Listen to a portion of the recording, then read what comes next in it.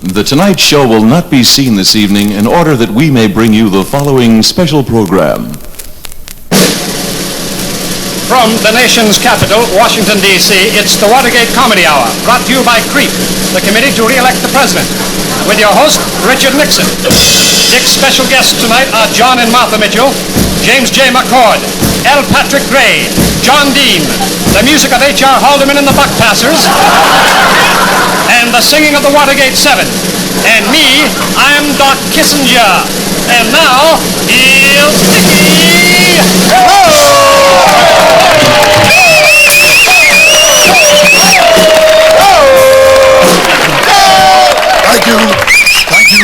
Thank you, ladies and gentlemen. Let me say, I think we have a great show tonight. My special guest is Theodore White, and he'll be here to talk about his latest book, The Screwing of the President. But before we get into tonight's show, let's talk about some of my past programs. For instance, when I took over as host, there were 500,000 troops in Vietnam. Now they're out of Vietnam and in Cambodia. And on the meat front, we're making progress. I've just been informed that kidney and liver are holding steady. I only wish mine were. I laughed.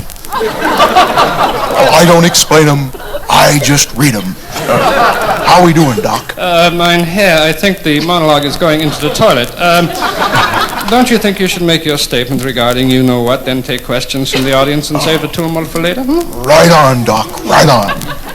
My fellow Americans, I wish to speak to you tonight from the bottom of my deeply troubled heart, and not from any ghost-written prepared script.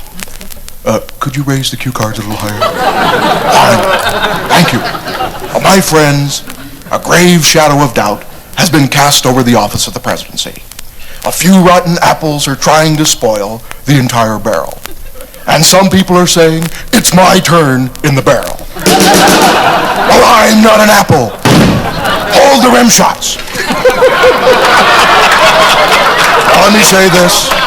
If we're going to be bobbing for anything, we're going bobbing for the truth. The truth as I see it. Now, I have nothing to hide. I believe in a free exchange of ideas. I believe in a free press. I believe in music. I believe in love. Hold it. Let me say, if there are any questions, I'd be more than happy to answer them at this time.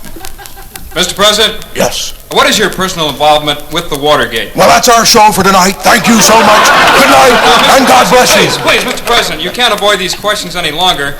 Now, what do you personally know about the Watergate? Well, I'm very glad that you asked that question. Let me say that I believe a grave injustice has been done here. A loss of integrity, a loss of reputation have humiliated what might have been a fine high-rise apartment building. No, sir.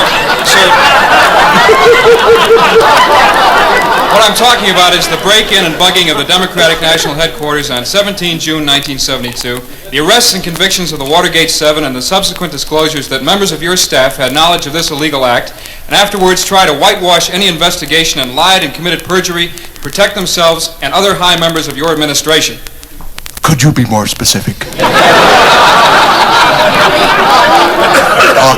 Doc, it looks like I'm up against it. What do we do? Well, mine here, it's quite obvious.